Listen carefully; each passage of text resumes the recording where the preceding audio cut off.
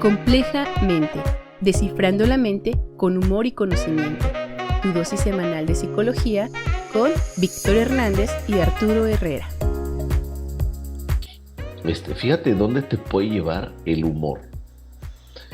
Si te ponen una música motivante y te ponen un texto de que hay personas que no tienen limitaciones y que hay personas que a lo mejor no tienen sus extremidades completas, te puede ayudar a motivarte y decir, hey, yo estoy completo, ¿no? O sea, no me falta absolutamente nada, que estoy perdiendo el tiempo estando pensando que estoy deprimido, que estoy triste, si la depresión es un tema real, pero a veces no nos damos cuenta de que tenemos la aptitud de poder seguir luchando, ¿no? Contra la vida. Pero de repente te ponen este tipo de imágenes con otra connotación auditiva, te cambia el concepto totalmente, ¿no? Porque le pusieron sonido de foca cuando sale de la alberca y sí, efectivamente, pues sí nadaba así como foquita, ¿no? Pero eso te puede hacer reír bastante, te puede hacer reír bastante, pero también dependiendo el estado anímico en el que tú te encuentres, ¿no? O sea, vamos a que en cualquier momento tú puedes accesar a una red social, ves videos y puedes a lo mejor estar en un proceso de duelo porque perdiste un familiar, porque perdiste tu trabajo, porque te fue mal en el día, cualquier situación. Y no te vas a reír, a lo contrario, vas a decir, hey, ¿por qué hacen humor de esto? ¿No? Es una desgracia para esta persona. O a lo mejor dices, no es una desgracia, pero pues una persona que está luchando contra su condición, ¿no? Demostrando que puede ganar algo. Y Fíjate de que, repente, ajá, dime. esto que mencionas me lleva a una idea importante, ¿no? Sobre la empatía, ¿no? Generalmente nosotros pensamos que la empatía es ponernos en el lugar del otro. Y a lo mejor eso es parte de lo que nos puede ayudar a entender hasta dónde podría o no valerse el humor. Porque generalmente nosotros en este tipo de empatía lo que hacemos es suponer que si nosotros estuviéramos en esas situaciones existen o nos gustaría. Y entonces desde esa empatía decimos, no, ese chiste está mal. Pero ¿qué pasa si realmente a la otra persona no le molesta? Hay por ahí un ensayo bastante interesante si no recuerdo mal el nombre, dice, ¿qué se siente ser un murciélago? Y la premisa de este ensayo dice que sería imposible saberlo, porque si aún desarrolláramos tecnología que nos permitiera tener los sentidos que tiene un murciélago, nosotros no nacimos siendo murciélagos. Tenemos toda la connotación de lo que es ser un ser humano. Entonces sabríamos lo que es ser un ser humano con sentidos de murciélago, pero jamás sabríamos lo que es ser un murciélago. Entonces, eh, en estos temas, ¿no? Como por ejemplo, alguien que tiene que ir a los Paralímpicos tiene una discapacidad, pensamos es que se va a ofender, ¿no? Si escuchar este chiste de la foca, ¿no? Pero quién uh-huh. sabe, a lo mejor le dé mucha risa, es que solo él lo sabe, porque él es el que ha estado ahí. Hay una entrevista muy interesante, por ahí voy a tratar de dejarles el link, de este comediante que te comento, Quique Vázquez, ¿no? Donde él explica mucho de esto. Él dice, es que yo nací con una discapacidad, nací con parálisis, pero toda mi vida he sido así. Y dice, y pues sí, pasan muchas cosas cuando tienes una discapacidad. Por ejemplo, hay personas que creen que porque tienes una discapacidad, pues solo puedes andar con personas con discapacidad, ¿no? Mm. Y si conocen a alguien, te dicen, yo conozco a alguien ideal para ti. Y es otra persona con discapacidad, ¿no? Pero Mm. él decía, pero es que aún entre las personas con discapacidad puede haber muchas diferencias, porque los que llevamos toda la vida así, sabemos qué se siente y estamos muy adaptados, y esta es nuestra realidad desde siempre. Pero las personas que la acaban de adquirir, ¿no? Que acaban de tener un problema, generalmente están en una posición de víctima, ¿no? Se sienten víctimas de lo que les está pasando. Y entonces están en el sufrimiento, están en el dolor, no, desde luego que no podrían reírse, ¿no? Vamos a pensar a alguien que toda su vida ha tenido una discapacidad, no puede caminar, ¿no? A lo mejor eso ahorita te hace chistes, ¿no? Te dice, ay, ya, ahorita vengo, voy corriendo a las tortillas, ¿no? Y Uh-huh. lo ves en su silla de ruedas, ¿no?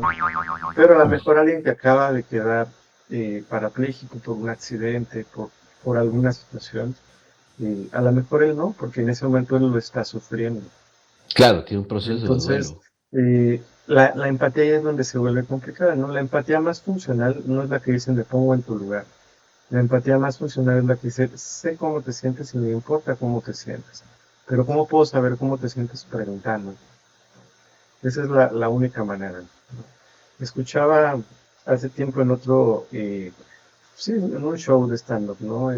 Al Diablito, ¿no? Hizo por ahí su show de stand-up. Y él decía que, bueno, lo hace como muy dramatizado, ¿no? Que llega un, un fan, pero llega en silla de ruedas, ¿no? Entonces él empieza a dramatizar y dice, "Ay, angelito, héroe, eh, muchas bondades, ¿no? Porque está en silla de ruedas, porque él es bueno, porque está en silla de ruedas. Ujú, Él es ujú, puro, él es inocente, es incapaz de hacer nada malo. Eres un ángel, eres una bendición de Dios, eres maravilloso, ¿qué quieres, ángel? Y le empieza a hablar así como muy condescendiente, ¿no? ujú, Y dice que el cuate lo alburea, ¿no? Bueno, él lo presenta así, ¿no? Ah, ya, fírmame mi autógrafo, ¿no? O sea, nada que ver, ¿no? Con esto, ¿no? ujú. Entonces, yo creo que eso es parte importante, ¿no? A lo mejor el humor tiene que tomar en cuenta estas cosas, ¿no? Por eso hay gente que se ofende y hay gente que no se ofende con estos chistes. Yo no sé, el nadador olímpico, de entrada él está en las Olimpiadas, ¿no? No sé tu amigo si ha participado en algo de esto, este, pero pues bueno, él está logrando algo, ¿no? Pero más allá de eso, no sé si él a lo mejor le diera risa, ¿no? ¿Has escuchado de Nick Bushin? Sí, Bueno, él no tiene extremidades y él puede hacer chistes de esto, toda su vida ha sido así. En uno de sus libros él te narra cómo tuvo una pelea y la ganó con alguien que estaba enterito, ¿no? Y te describe en el libro que como podía le daba cabezazos y que andaba pues, con su tronquito él, ¿no? Ahí dándole y ganó la pelea, ¿no? Pero él está bien con él, ¿no? Él no tiene problema, claro, él no sufre no tener extremidades porque él siempre ha sido así, ¿no? así es. Y ahí es donde diremos, bueno, incluso Quique Vázquez, ¿no? Por ahí planteaba, ¿a poco una persona que consideramos normal se ofendería de que hagan un chiste de él sobre su normalidad? Claro, ¿No? sí, sería Entonces, absurdo, ¿no? la idea de ofender o cancelar a lo mejor nos está hablando justamente de la intolerancia, de la exclusión. Es decir, si me ofendo por esto, a lo mejor es ahí donde te estoy excluyendo. Exactamente. Fíjate que incluso en el racismo es lo mismo, ¿no? Hay personas que dicen, ¿no? Yo me ofendo si a mi amigo le dices negro, pero ¿por qué te ofende? ¿Y por qué no te ofende que a ti te digan blanco? O que te digan amarillo, que te digan apiñonado, que te digan, eh, ¿cómo se dice? Trigueño. Pero ¿por qué te ofendes si a tu amigo le dicen negro? Entonces el que está haciendo exclusión eres tú. Ahí Exactamente. tenemos que tener esa mentalidad abierta, porque el que es azul, el que es blanco, el que es negro, lo que es la realidad. Pero obviamente, pues aquí no podemos ser tan hipersensibles, pero sí tenemos que adaptarnos a un cierto modo, ¿no? Si están haciendo chistes ofensivos sobre la persona, entonces, bueno, tienes el derecho de retirarte o de decir, si voy a pertenecer a esta mesa en este tiempo, prefiero no participar en este tipo de comentarios, ¿no? Simple. Bien, vamos a ver los últimos tres. Fíjate, Vic. El humor crudo tiene como fundamento generar situaciones o circunstancias que sean vergonzosas, dolorosas, ridiculizantes y humillantes para los involucrados. Tiene que ver un poquito con el humor negro. El humor negro es más subido, es más cruel, ¿no? Pero el crudo es como que lo que tienes en el momento te lo comes, ¡Ay, ¿no? caramba! En este caso, bueno, eh, un caso cruel, un caso crudo. a un compañero de la preparatoria. Yo creo que iba enfermo ese día. Lamentablemente, en la hora de salida, tenemos que caminar una brecha un poco larga para poder abordar el transporte público. Entonces, esta persona, pues, le gana la necesidad de hacer del baño y lamentablemente pierde la batalla. Justamente en el paso escolar. Entonces, desde metros antes de llegar a donde él estaba ya parado, olía a excremento.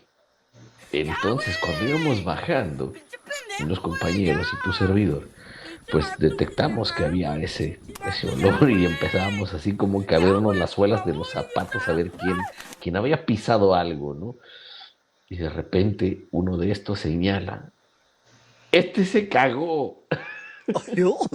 Fue tan cruel la cosa, fue tan cruda la cosa, que nadie empatizó con el pobre tipo, ¿no? ¿Qué fue lo primero que pasó? El apodo.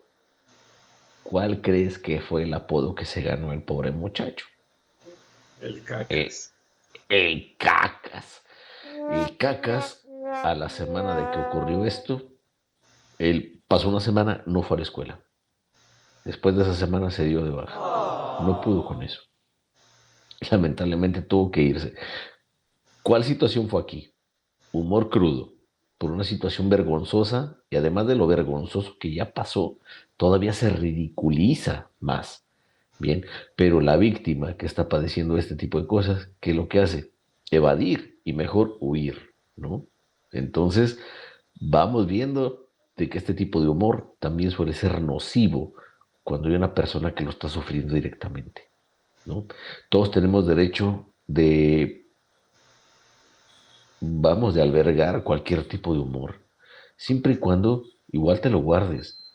Hay que saber con quién sí y con quién no guardas este tipo de humor, porque somos seres humanos, no podemos reprimirnos totalmente, ¿bien?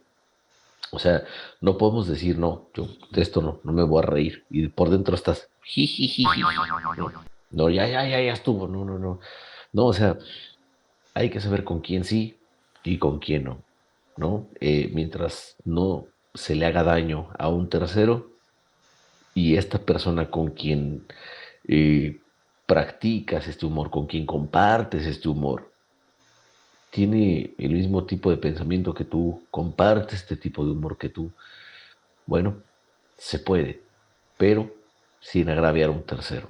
¿Qué opinas, Vic?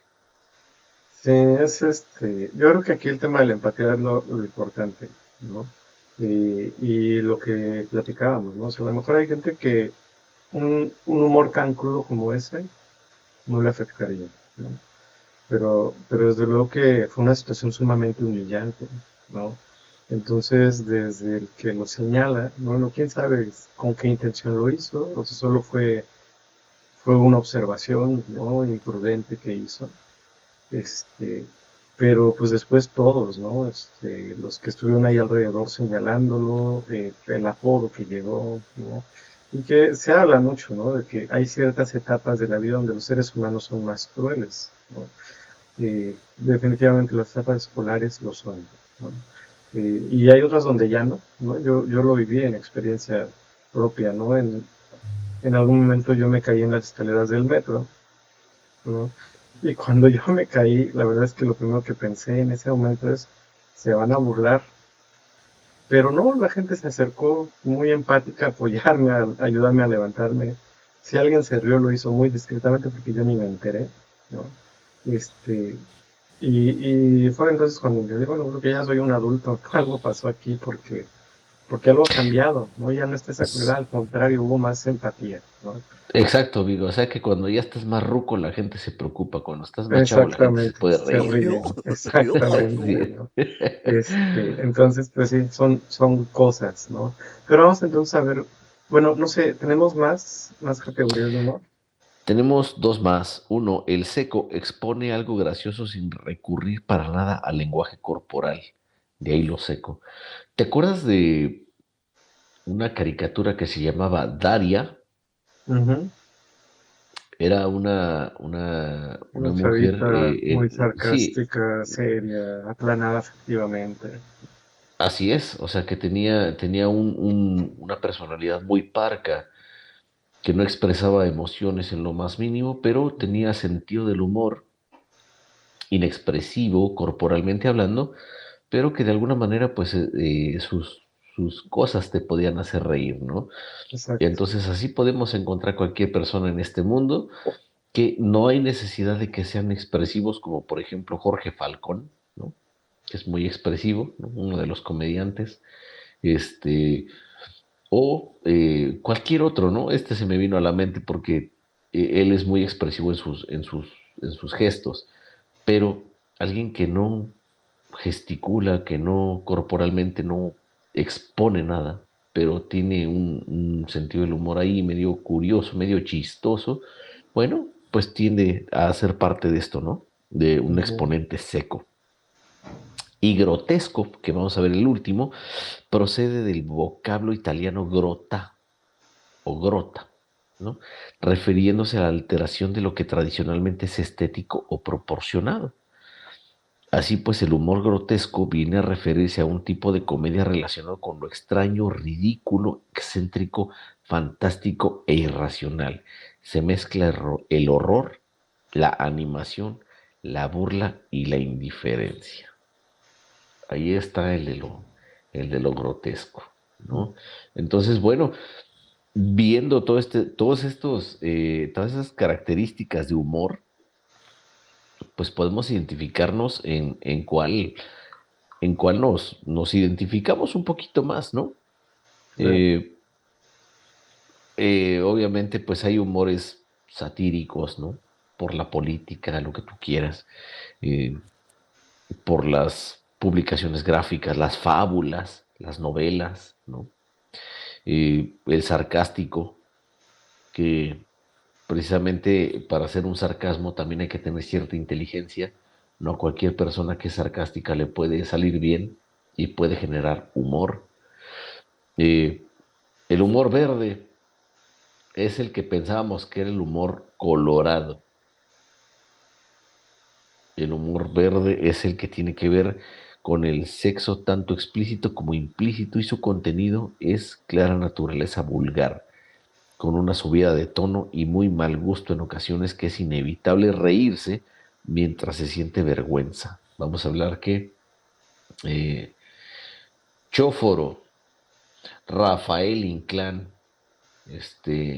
y otros tantos del cine mexicano, Claro. ¿no? Manejaban en su contexto o utilizaban este tipo de connotaciones para hacer humor. De hecho, no tan lejos, había un tipo llamado Jorge Ortiz de Pinedo que hizo un sketch sobre una escuela, ¿no? En el cual todos los nombres tenían que ver con albures y todo el contenido era eh, una barbaridad, porque todo tenía que hablar en doble sentido, ¿no? Y para mucha gente, pues eso puede ser irrisorio, pero para mucha gente también es así como que algo demasiado, pues, mm, irracional, ¿no? Como que Claro. es demasiado vulgar, ¿no? Entonces, bueno, pues aquí hay gustos para todos. Eh, y bueno, así como el último que voy a mencionar, el hacker, hace referencia a un tipo de humor que surge de aquellos expertos que dominan el vocabulario de la programación. Pero este último, pues básicamente dice es que es el humor del hacker, pero en realidad, así como el del hacker, también existe el humor del ingeniero, que solamente hablando del contexto sobre ingenieros podrán reírse de cierto tema, ¿no? Los psicólogos podemos reírnos de cierto tema, los cocineros pueden reírse de cierto tema que solo ellos conocen. Entonces, no lo voy a dejar como que es el humor del hacker, sino más bien es el humor eh, básicamente del... eh, ¿cómo podemos decir esto? Era Pues como un humor más local, un ¿no? humor local, un Los humor de chistes locales. profesionista, un humor de, como de ay, ¿cómo le llaman a esta palabra, Vic? De alguien que hace su trabajo por oficio, más bien, ¿no? Ujú, Así es, como que un humor de oficio, ¿no? correcto. Alguien que conoce en el contexto. Entonces, bueno, hasta ahí básicamente quedan los tipos de humor, Vic. Bien. Así es, Vic. Entonces, vamos a ver ahora por qué no todo se nos hace gracioso a todos, ¿no? O sea, por qué no a todos nos hace gracia las mismas cosas, ¿no? ¿Qué factores influyen? El primero de estos factores es la personalidad. Y dependiendo de la personalidad que tengamos, habrá cosas que nos parezcan más graciosas que otras, ¿no? Digamos que las personas más extrovertidas quizá disfruten de un humor más social que las que son más introvertidas, ¿no? O sea, puede haber ya ahí algunas diferencias, ¿no? Quizá alguien más introvertido disfrutará de un humor más intelectual que social, ¿no? Juegos de palabras, por ejemplo, ¿no? Espectáculos como el de Luthiers, a lo Les mejor Luthiers, claro. le agradarán más a alguien más introvertido que extrovertido. No quiere decir que no pueda variar, pero puede influir, ¿sale? La apertura a la experiencia, ¿no? Quienes son de mente más abierta también pueden tener acceso a otro tipo de humor, y quienes a lo mejor son un poco más cerrados, ¿no? O más rígidos con determinados temas, ¿no? Por ejemplo, hablabas hace rato del tema del racismo, ¿no? Y yo he escuchado a personas que podrían sufrir racismo hacer chistes sobre su condición, ¿no? Pero podría haber alguien más rígido que también lo ha sufrido y decir, ¿cómo te ríes de esto? ¿No? Formas Así parte de lo es. mismo. Entonces, ahí puede entrar también en juego esto. Otro factor que podría entrar es el pensamiento automático de la personalización. Hay quienes tienden a tomarse todo muy personal, desde luego que no le van a parecer tan graciosas algunas cosas, y hay quienes tienen muy flexible este pensamiento, ¿no? Entonces saben que en la vida no hay nada personal, no se enganchan, quizá aplican un poco más la idea que tenía Sócrates, ¿no? De ver si me aplica, pues ¿por qué me ofendo? Y si no me aplica, pues ¿por qué me ofendo? ¿No? Entonces, simplemente no se enganchan, ¿no? Entonces son algunas cosas. Otras que podrían influir son las experiencias personales, ¿no? Eh, como la educación, ¿no? El nivel educativo puede influir. De repente quienes tienen más estudios a lo mejor van a buscar un humor más técnico, como decías, ¿no? Y por lo de los hackers, ¿no? Quienes Ujú. a lo mejor no tienen estudios, a lo mejor van a preferir un humor que para ellos sea más accesible, ¿no? No decimos que no sea mejor, pero simplemente es más accesible. Lo puede entender la mayoría de la población, ¿no? La cultura juega un papel muy importante, ¿no? Lo que nos puede parecer gracioso aquí, a lo mejor a un japonés no le parezca gracioso. Bueno, en México son muy populares los albures, ¿no? Ujú. Los albures es algo muy popular, ¿no? Hay torneos de albures, ¿no? Pero por el tipo de humor, ese doble sentido se entiende bien aquí, en México. Pero a lo mejor hay otros países donde simplemente no se va a entender, ¿no? Entonces, el tema cultural también tiene un impacto. Y finalmente, en de cuestiones de experiencias personales, también nos encontraríamos las experiencias traumáticas. Sí, si yo viví la experiencia traumática, a lo mejor a mí no me va a dar risa.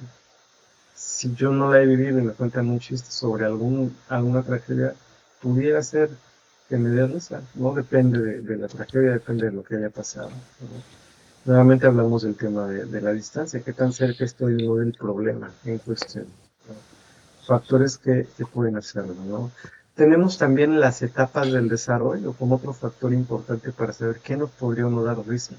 Si estamos en la infancia, a los niños les da mucha risa las situaciones físicas, Ujú. las caídas, los pastelazos, ¿no?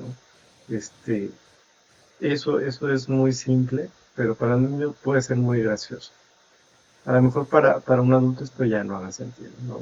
En la etapa de la adolescencia, el humor es más de índole social y aparece mucho el tema del sarcasmo y la ironía. Los Ujú. adolescentes son sarcásticos como ellos solos y muy irónicos, ¿no?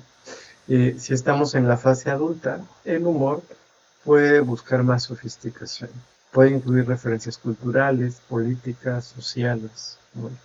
De repente, un adulto puede disfrutar mucho de un monero, ¿no?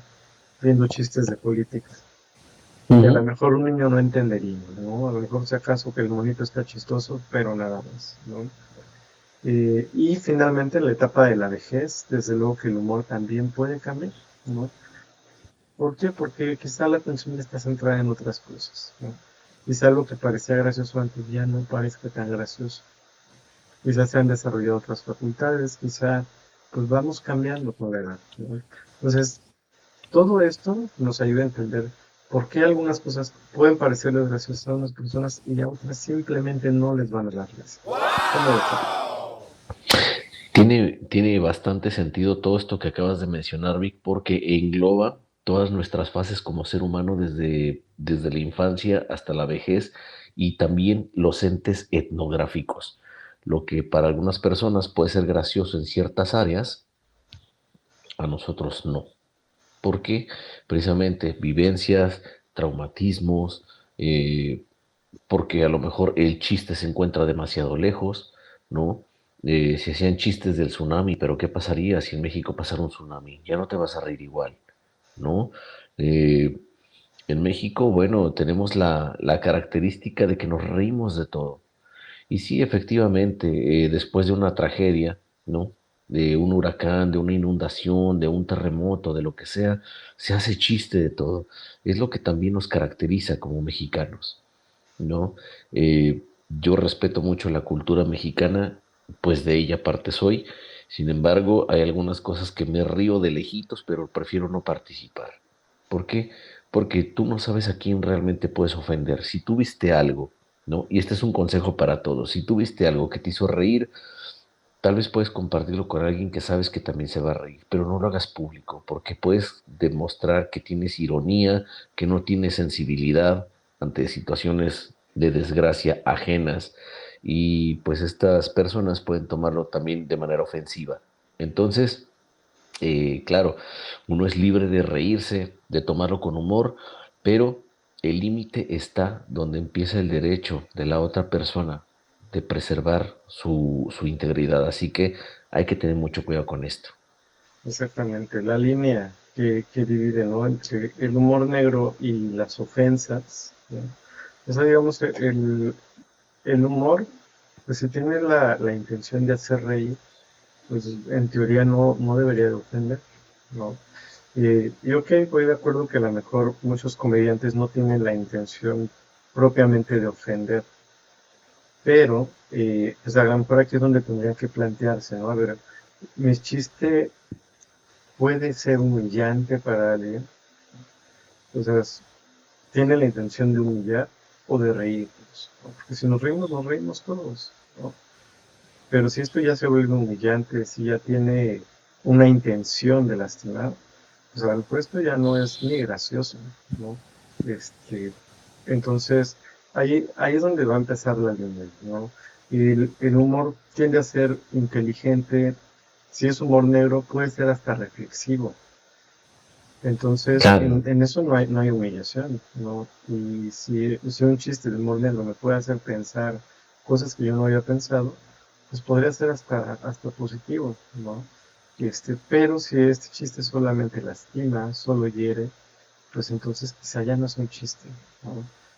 Quizá, bueno, ya no estamos hablando de un humor sano, estamos hablando quizá de la primera teoría, ¿no? De esta teoría de la superioridad, donde así es. es real, ¿no? Hay algunos comediantes que se posicionan ahí, ¿no? Pues piensan que ellos son, ¿no? Pues tienen derecho a reírse de todos, ¿no? Así Entonces, es. pues bueno, vamos a aclarar que esto no forzosamente es así. Así es, Vic. Bueno, pues básicamente aquí abordamos el tema del humor. Siempre es bueno tener humor. Hablamos sobre los beneficios del humor. Eh, pues no está nada mal comenzar el día con humor, escuchar algo irrisorio, algo característico de nuestra personalidad también. A veces también, Vic, no sé si estés de acuerdo conmigo, pero a veces hay que reírnos de nuestra propia situación, ¿no?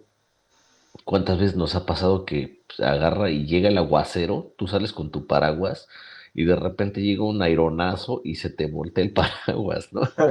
Y de repente pues ya no sabes qué hacer, entonces ya te estás empapando y en lo que estás tratando de arreglar tu paraguas, pues te sigues mojando, te pasa un carro, te salpica, qué sé yo. Porque hay personas que se ríen y porque hay personas que se molestan. Si es el mismo hecho, Claro. es precisamente de que nosotros tenemos que tomarlo con humor. Las cosas se pueden solucionar, hay cosas que no tienen pues más allá de lo que es el contratiempo, pero no nos tienen por qué molestar, simplemente tomarlo como es. Podemos divertirnos a través de la tragedia, también lo hacían los griegos, entonces ¿por qué no hacerlo nosotros? ¿No? Exactamente. ¿No? Es excelente, excelente recomendación. ¿No? Tomemos las cosas Así, con humor, es más fácil. así es, así que amable gente que nos esté escuchando hasta este momento, tomar las cosas con humor no causa impuestos, así que a gozar de todo esto, que afortunadamente son de las pocas cosas que todavía tenemos gratis. Exacto. Muy Muy bien, bien. Vic. ¿Te parece bien, Vic, si nos vamos a la recta final y nos pasamos al dato curioso de la semana? Vamos al dato curioso. Complejamente, el dato curioso de la semana. Vámonos al dato curioso de la semana, Vic. En esta semana, en este podcast de Complejamente, tenemos un dato curioso. Dice, estamos programados para huir ante el peligro. Oye, pero pues ni que fuera James Bond, ¿no? Ni que fuera una figura de acción. No, claro que todos tenemos esto. Y les voy a platicar por qué. Cuando nos enfrentamos a situaciones límite de angustia, miedo o peligro, nuestro cuerpo activa mecanismos innatos que nos permiten huir para alejarnos del peligro. Dicho de otro modo, Vic, estamos diseñados para garantizar nuestra supervivencia y así la especie humana. Vamos a decir que en estas situaciones límite en las que corremos un peligro inminente, se activan drásticamente las glándulas suprarrenales y generan adrenalina, fíjate bien, una hormona que incrementa la frecuencia cardíaca y que contrae los vasos sanguíneos, preparando al cuerpo para hacer un esfuerzo físico de alta intensidad. Por esta razón es que a veces somos capaces de emprender acciones casi sobrehumanas. Y aquí mucha gente va a decir, nah, no creo. En verdad, esto es cierto. Cuando se está en un estado de pánico, por ejemplo, ¿no? Se ha dado el caso de madres que han logrado levantar coches u objetos muy pesados para rescatar a un hijo atrapado. Supe yo de la historia de una mujer que luchó contra un caimán porque su hijo, en Florida precisamente, eh, se metió a nadar en un lago y un caimán ya lo tenía atrapado de las piernas. La madre fue tan diligente y tan entregada que pudo rescatar a su hijo a pesar de luchar contra un caimán, imagínate, Vic. Pero esto tiene que ver con lo que estamos hablando, del dato curioso, ¿no? De esta Claro. adrenalina que se genera en el cuerpo. ¿Cómo ves? Sí, sí, pues es algo maravilloso el cuerpo humano, ¿no? Todos los mecanismos que tiene para defenderse, que de muchos de ellos ni siquiera somos tan conscientes, ¿no? Esto es algo más reactivo, ¿no? Digamos que cuando estos mecanismos se desatan, nosotros no estamos pensando, simplemente actuamos, ¿no? Es algo muy rápido. Claro que en la actuación puede haber algo de conciencia, ¿no? Te platicaba yo cuando comentábamos esto antes, del caso del candidato Maines, ¿no? Que en su cierre de campaña, pues viene un viento tremendo que le tumba el escenario, ¿no? Y digo, desafortunadamente hubo gente que falleció ahí, pero lo que llamó la atención, aparte de los fallecimientos, fue la reacción del candidato, ¿no? Que fue ponerse a salvo, pero de inmediato, ¿no? Eh, Mi esposa y yo lo comentábamos en su momento, ¿no? Y surgió el tema de, oye, pero pues qué cobarde, ¿no? Porque además por ahí en el video parece ser que avienta a alguien para él ponerse a salvo. Una situación muy extraña, ¿no? Y para colmo, hay alguien más ahí de su equipo que hace todo lo contrario, ¿no? Y él empieza a ayudar a la gente a que se ponga a salvo, ¿no? A pesar de que están en la misma situación. Yo le comentaba a mi esposa que, bueno, no sé si fue cobardía propiamente, quizá fue una reacción como la que acabamos de escuchar, ¿no? La que nos acabas de Autónoma, comentar, totalmente. exacto. Pero es cierto que en medio de todo esto, él seguro sí pudo haber reflexionado y hacer algo para salvar a su equipo, ¿no? Pero la respuesta en efecto fue automática y pues son mecanismos que tenemos, ¿no? Mi esposa me decía, bueno, ya sé que si estamos en una situación así me vas a aventar, ¿no? No, desde luego que no, amor, ya te pondrías algo, pero pues la reacción puede existir, ¿no? Y eso es algo que está ahí, porque finalmente el miedo es una emoción que surge ante la sensación de peligro. El miedo es natural y siempre que exista peligro va a surgir el miedo. El miedo, como emoción meramente, pues claro que es irracional, ¿no? Y la función del miedo es que el organismo que está experimentando miedo se ponga a salvo de ese peligro. Y entonces el Así es. miedo como emoción pues va a activar todas estas reacciones que nos acabas de platicar para que se ponga a salvo, ¿no? Una vez que la emoción esté más controlada, seguramente que ya vienen otros procesos, ¿no? Que pueden generar otras emociones que podrían disminuir el miedo o generar valor, ¿no? En la persona, que el valor no es dejar de sentir miedo, sino hacer las cosas a pesar del miedo, ¿no? Claro, de hecho, hablaba que se prepara el cuerpo para hacer un esfuerzo físico de alta intensidad. Y te voy a Ujú. platicar una anécdota rapidísimo. Cuando yo tenía como 12 años de edad aproximadamente, ahí andaba de vago por un lugar donde no tenía que andar y había unos perros, eh, básicamente dentro de una casa, pero en esa casa siempre la puerta estaba abierta. O sea, era como una cochera, más o menos, ¿no? Y los perros estaban en la cochera, pero la puerta de la cochera estaba siempre abierta. Yo paso por ahí con unos amigos y cuando escuché definitivamente que ya estaban ladrando y que iban sobre nosotros, inmediatamente te puedo explicar lo que sentí físicamente.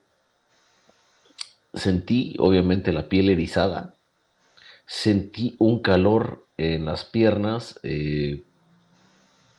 extraordinario, porque ni siquiera así como que un calor regular de la temperatura ambiente, sino que el calor que me dio en las piernas era como para soltar un poco más los músculos y poder correr a mayor velocidad. Y yo sentí que corrí como jamás en la vida, ¿no? Además de que pegué un brinco a un árbol en el cual yo sentía que ya estaba a salvo. Y sí, efectivamente, pues ya después salieron los dueños y calmaron a los perros y ya pude bajar yo de ese árbol. Pero yo di un brinco que dije, en mi vida hubiera podido haberlo hecho de no haber Correcto. sido por la adrenalina generada. Entonces, seguramente hay personas que están escuchando ahorita esto y van a poder también compartir alguna anécdota de este síntoma, ¿no? De estas sensaciones extraordinarias que se tienen cuando obviamente queremos ponernos a salvo ante un peligro. Así que, bueno, es una realidad, lo viví en carne propia, tenía como 12 años y afortunadamente pues no he vuelto a hacer uso de ese recurso. Esperemos no vuelva a ser Espero. necesario. Sí, no, porque ya después ya voy a tener que acudir a un médico para que me cheque también la presión arterial, ¿no? Claro. Así es, Vic. Entonces, bueno, sin más por el momento, nos vamos ahora sí a la recta final. ¿Te parece, Vic? Vamos para allá. Complejamente, pregúntale a los expertos. Vámonos a la recta final y esta es la sección Pregúntale a los expertos. Vamos a responderle, Vic, a Lilia García Limón, que muy amable nos escribió. Un saludo para Lilia. Espero que te encuentres bien, Lilia García. Vamos a responder a tu pregunta. Ante los recuerdos reprimidos solo se reprimen cuando son malos. Vamos a ver. Ante los recuerdos reprimidos solo se reprimen cuando son malos. ¿Qué opinas, Vic? Es bastante interesante la pregunta, ¿ya? Y digo, tengo algunas ideas, pero son más bien desde el enfoque cognitivo. Me gustaría que antes de mencionar estas ideas, estas respuestas, nos puedas platicar un poco el enfoque psicoanalítico, que es justamente el que habla de la represión de los recuerdos, ¿no? Con esta cuestión más inconsciente. Claro.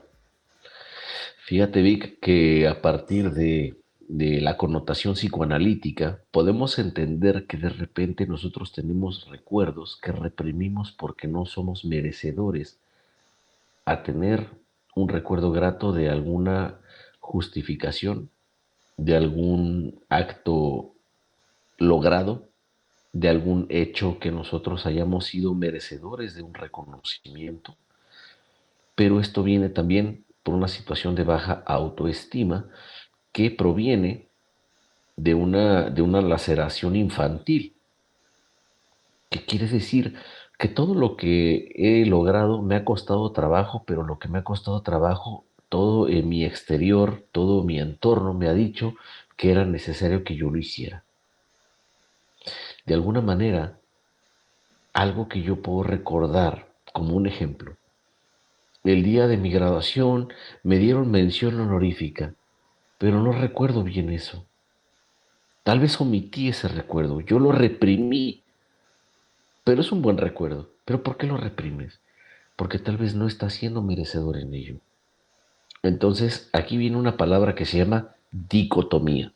Bien, la dicotomía es eh, dos conceptos contrapuestos sobre un mismo hecho. Vamos a ver aquí. La dicotomía me va a decir, si te lo mereces, mereces recordarlo, le echaste ganas, fuiste superior, te esforzaste demasiado. Y por otro lado voy a pensar, lo que he hecho tenía yo que hacerlo, era mi obligación, pero tampoco voy a recordarme porque de alguna manera no actué de la manera como hubiese querido actuar, no dije las palabras que quería decir, no me vestí de la manera que tal vez quería vestirme. Mis padres tal vez no estuvieron presentes para ver que yo hubiese podido tener tal logro, ¿no? Entonces, hay heridas de infancia que precisamente nos remiten a tener esta um, represión de ciertos recuerdos. O sea que, en pocas palabras, no efectivamente se borran o se aniquilan o se reprimen los recuerdos malos, también los recuerdos buenos. Porque hay recuerdos buenos que también, de alguna manera, suelen ser dolorosos. Decía Friedrich Nietzsche, ¿no? De alguna forma, que los seres nostálgicos, cuando somos felices, nos traicionamos. Vamos a poner un ejemplo. Una persona que está sintiendo mucha felicidad en este momento, por alguna razón, cualquiera que sea, imagínate la que sea, está sintiendo una emoción grande, satisfactoria, muy fuerte, y de repente brotan las lágrimas. ¿Qué tienes? Es que estoy triste. Ey, pero ¿por qué estás triste? Es momento de júbilo, de gloria. Este es una algarabía. Sí, pero precisamente no, hacía ya mucho tiempo que no me sentía así y eso me pone triste. Y de alguna forma, el recuerdo lo dejamos por ahí en el inconsciente. Entonces, no solamente se reprimen los malos recuerdos, también pueden reprimirse los buenos, ¿eh? Claro. Ahora, Vic, compártenos sobre la Sí, teoría es cognitiva que, conductual. ajá, en efecto, en la terapia cognitiva pues no hablamos propiamente de represión de recuerdos, pero sí Ujú. hablamos de ciertos sesgos cognitivos, ¿no? Tenemos por ahí un mecanismo que se llama atención selectiva. Y la atención selectiva va a generar que en un ambiente, ¿no? Nosotros estamos platicando ahorita y mientras estamos platicando, en el ambiente puede haber muchos otros ruidos. A lo mejor por ahí se escucha que se abre una puerta, por ahí podría maullar un gato. Mientras nos escuchan, si es de día, a lo mejor por ahí se escuchan los pajaritos. En fin, hay muchos otros estímulos, música quizá por otro lado. eh, y todos esos estímulos están ahí, pero la atención selectiva hace que pongamos atención solo a uno de ellos. Por ejemplo, a nuestras voces, si nos están escuchando en este podcast, ¿no? ¿Y eso para qué sirve? Pues básicamente para que no nos volvamos locos, ¿no? Digamos que los seres humanos tenemos este mecanismo que nos permite centrarnos en una cosa. Hay ciertos padecimientos donde esta atención selectiva no funciona tan bien. Por ejemplo, en el autismo no está tan presente, ¿no? Y por eso a veces Mm, las personas con autismo se saturan muy rápido y prefieren ponerse audífonos para aislarse y no estar escuchando todos esos ruidos a la vez. O no quieren que mm, los toquen, ¿no? Porque, a ver, ya estoy sintiendo mi ropa, ya estoy escuchando, ya estoy viendo todas estas luces, todo esto, y todavía me quieren dar un abrazo, es demasiado. Entonces, sí. prefieren aislar, ¿no? Pero esta atención selectiva, aunque es muy útil y nos permite centrarnos en una cosa a la vez, podría ser un arma de doble filo. ¿Por qué? Porque justamente podría generar que yo no preste atención tan consciente a todas las cosas, ¿no? Y entonces esta atención selectiva puede jugar un papel importante en cómo yo almaceno mis recuerdos, porque entonces voy a recordar las cosas que más hacen sentido a mi percepción de la realidad. Por ejemplo, eh, un paciente me platicaba hace tiempo, ¿no? Él tenía un autoconcepto algo negativo. Y Ujú, él decía, es que yo deseo tener mucho una novia, pero nadie se fija en mí.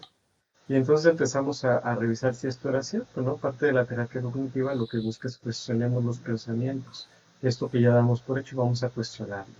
Y empezamos a revisar su historial para ver si era cierto que nadie se fijaba en él. Y entonces él me empieza a narrar una serie de interacciones con diferentes chicas, donde justamente le mostraron interés, pero para él no hacía sentido en ese momento, porque él pensaba que era una persona en quien nadie se fijaría.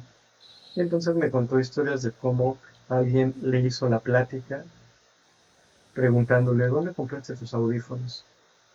Cómo alguien de repente lo empezaba a buscar por WhatsApp, cómo alguien de repente le llevó un regalo, un chocolate, ¿no? mm, Y aunque todas estas cosas pasaron, para él no se registraron, ¿no? Para él hubieran sido cosas muy buenas el darse cuenta, porque eso era evidencia de que no pasaba tan desapercibido como él pensaba. Y cuando lo hizo consciente, no en este inconsciente freudiano, sino consciente de darse cuenta, entonces, pues bueno, se dio cuenta que esos recuerdos ahí estaban, solamente que él no les estaba prestando la atención que, que, que le hubiera favorecido prestar, ¿no? Entonces, la atención selectiva podría generar esto, ¿no? Si yo tengo, vamos, voy a recordar más aquellas cosas que me hacen sentido con lo que yo percibo de mi realidad, con lo que para mí es. Y aquello que no, pues a lo mejor no le voy a hacer tanto caso, no lo voy a recordar. Hay un experimento muy curioso, creo que ya lo hemos platicado en algún otro episodio, el experimento de las prendas de color naranja. En ese experimento, y seguro lo pueden encontrar por ahí en YouTube, te ponen un video y en este video te muestran un partido de béisbol y te piden que tú te pongas mucha atención y cuentes cuántas personas tienen una prenda de color naranja. Y ahí estás tú viendo el video y poniendo atención. Después de esto te piden bueno, te hacen una pregunta y te preguntan si lograste ver al gorila en el video. Y entonces tú te sacas de onda, vuelves a ver el mismo video, lo regresas, lo pones, y en efecto, entre las butacas hay una persona disfrazada de gorila bailando. ¿Qué pasó? Que pues tú no estabas buscando un gorila, así que ni le prestaste atención, pero siempre estuvo ahí, no lo hubieras recordado. Pero cuando te dicen que hay un gorila, tu atención selectiva empieza a buscar al gorila y resulta que el gorila es sumamente evidente. Bueno, es un sujeto disfrazado de gorila bailando, ¿no? ¿Cómo pudo pasar desapercibido, ¿no? Bueno, pues es que no era lo que estábamos buscando, nuestra atención se centró en otras cosas, no en eso. Entonces, pues bueno, esta es una posible explicación desde la terapia cognitiva de por qué aún recuerdos buenos podríamos no tenerlos registrados, aunque hayan pasado, ¿no? Pero que probablemente si lo rascamos con el ejemplo del paciente que les comento, pues van a salir a la luz, ¿no? Y vamos a ver que sí, a lo mejor sí nos dimos cuenta un poquito, solo que en ese momento no nos significaban lo que, pues lo que en realidad significaban, ¿no? Sino lo que más se parecía a lo que a nosotros nos hacía sentido, según nuestra propia percepción de la realidad. Así es. De hecho, fíjate que podríamos ahondar muchísimo y argumentar muchísimo hasta empatar el tema de una manera psicoanalítica con la terapia cognitiva, aunque a muchos psicoanalistas les haga un choque cerebral en este momento, pero es que no está descabellado. Simplemente nuestra fijación tiene mucho que ver con el significante del sujeto, que precisamente eh, yo puedo a lo mejor tener una prenda que me gusta mucho, ¿no? Yo cada que me pongo mi gorra o cada que me pongo un sombrero, me encanta. ¿Y cuándo te lo dieron? No me acuerdo. No me acuerdo si fue de cumpleaños, no me acuerdo. ¿Cuál es el significante de eso? ¿Quién te lo dio? Ay, pues no me acuerdo si fue mi tía Lucha, o mi tía Lucero, o mi tía Luz. Eh, pues no sé, pero, o sea, ese objeto ya no forma parte del sujeto, me explico. Como que ya forma parte de un tú, que algo que te complementa, que te gusta, que tú puedes usar, pero a lo mejor ya eliminaste ese sujeto del objeto. Bien, aquí viene a, a parearse básicamente con la forma de la terapia cognitiva que decías, esa memoria selectiva, ¿no? O sea, te hace efecto esto, pero vamos que te está borrando otra cosa, ¿no? Que a lo mejor en la memoria ya no es necesario retener.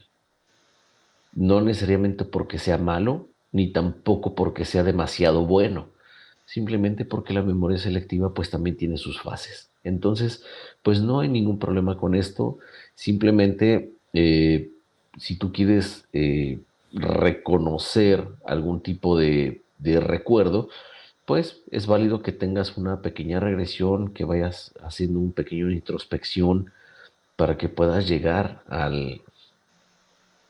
la raíz de este pensamiento, ¿no? Hay cosas que no queremos olvidar porque son demasiado buenas, pero a veces también las cosas demasiado buenas han traído unas consecuencias malas o viceversa, ¿no?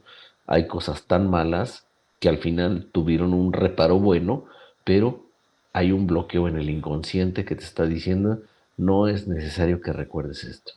Así que, bueno, pues es parte del cerebro, es parte de los mecanismos y es parte también de este océano tan grande, ¿no? Que viene siendo eh, el análisis personal, Vic. No sé tú qué piensas. Así es, entonces Lilia, pues esperemos que esta respuesta te ayude a tener más claridad acerca de, pues, de esos recuerdos, ¿no?